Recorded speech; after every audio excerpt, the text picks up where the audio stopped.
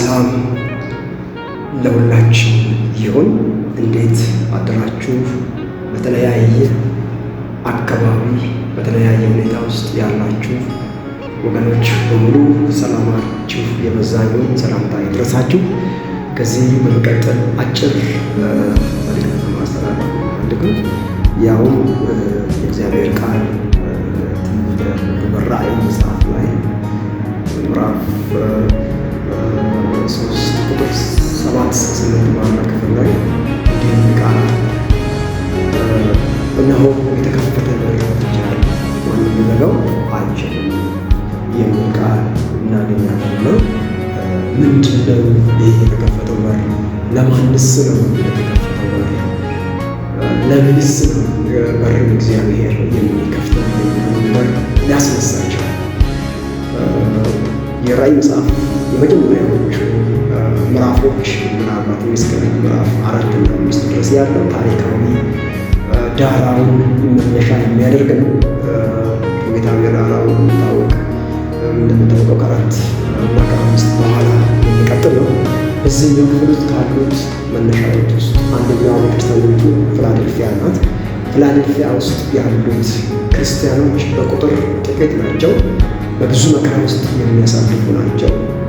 ነገር ግን ደግሞ እድለኞች ናቸው። እዚህ ጋር እንዲህ ኃይሉ ጥቂት ይሁን ቃሌን ጠብቀሃልና ስሜንም አልካድክምና የሚል ቃል አለ። እነዚህ ቁልፍ ቃላት ናቸው። ቃሌን ጠብቀሃልና እግዚአብሔር የሚቆመው ለማን ነው ሲባል በክፍሉ እንደምንረዳው ቃሉን ለሚጠብቁ እግዚአብሔር ዛሬ ቃሉን ለሚጠብቁ ሴትና ወንድ ባሪያዎቹ በምንም ሁኔታ ውስጥ ያልፉ ምን ያደርጋቸው? ስለነሱ ይቆማል፣ ስለነሱ ይዋጋል፣ ስለነሱ ስራዎችን ይሰራል። ቃሉን መጠበቅ ፈታኝ ቢሆን በቃሉ ጸንቶ መቆም ፈታኝ ቢሆን በዚህ በማይመች ሁኔታ ውስጥ ሆኖ ግን ጸንቶ ቆሞ ነበር። ለዚህ ዛሬ ከኛ የሚጠበቀው የእግዚአብሔር እጅ በነገራችን ላይ እንድትመጣ የእግዚአብሔር ቃል መጠበቅ አለብን። ሁለተኛው ስሙን በሁሉም አቅጣጫ ከፍ አድርጎ የሚያውጅ አንደበትና የሚያውጅ ሕይወት ሊኖረን ይገባል። ሁለቱም የተስማማበት ማለት የሚያውጅ የኢየሱስን ሕይወት የሚኖር ሕይወትን የሚያውጅ ሕይወት ረፍሌክት የሚያደርግ ፕሮሞት የሚያደርግ ግሎሪፋይ የሚያደርግ የሕይወት አቋም ሊኖረን ይገባል። ሁለተኛው ወርድ ቨርባል ቃላዊ በሆነ እዚህ መልክ በጌታ ፊት በጽናት ልንቆምና ልናገለግል ይገባል። ጸንተን ወረቨር የምናሳልፈው ሁኔታ አካባቢ ላይኖር ይችላል። ነገር ግን ጸንተን መቆም ስሙን ማውጣት መቻል ጸንተን መቆም። ሌላው ከዚህ ክፍል የምንመለከተው አንድ ነገር ምንድን ነው? ቃሌን ጠብቀሃል፣ ስሜንም አልካድክም፣ ጸንተህ ቆመሃል ብሎ ጌታ ይናገራል ለፊላዴልፊያ ቤተክርስቲያን ጸንተህ። ስለዚህ ከኛ የሚጠበቀው ነው እዚህ ጋር የሚናገረው ወይም ከዛች ቤተክርስቲያን የሚጠበቀው ያገኘውን ያየውን ምን አድርጋችኋል? 3 ነገር ነው። ቃሌን ጠብቃችኋል፣ ጸንታችሁ ቆሙ፣ ራሳችሁን፣ ቤታችሁን፣ ቁጥራችሁን፣ አቅማችሁን፣ ሕይወታችሁን አላያችሁ፣ እኔን እያያችሁ አሁንም በርቱ ይላቸው፣ ቀጥሉ ይላቸው። ስለዚህ ዛሬ በእነዚህ ጉዳዮች ውስጥ በምናሳልፍባቸው በራሳችን ሁኔታ ማለትም የማይመች ብዙ ነገር ሊኖር ይችላል። አሁን ዝርዝር እዛ ውስጥ አልገባም። ነገር ግን ጌታ በነገራችሁ ላይ ይመጣል። በጉዳይሽ ላይ ጌታ ይመጣል።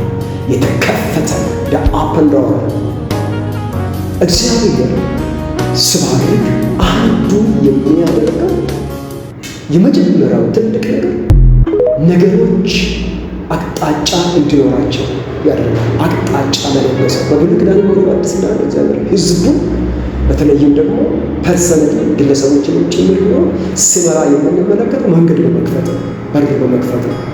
የተዘጋ የሚመስል የማይቻል የሚመስል በር ይከፍታል እግዚአብሔር። ለሰው የማይቻል ለእግዚአብሔር ይቻላል። ለአንቺ የማይቻል ለእግዚአብሔር ይቻላል።